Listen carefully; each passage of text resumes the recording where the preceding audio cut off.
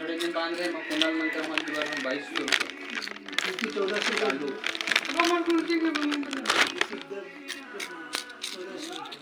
नीचे बांध रहे हैं जी हाँ, चौरासी मतलब से 2200 रुपये रेंट कैसे रहना पड़ेगा आगे तो मैं सारी भी ये तीन दिसे रात रहेंगे इधर लोग काटेंगे तीन दिसे भी काटेंगे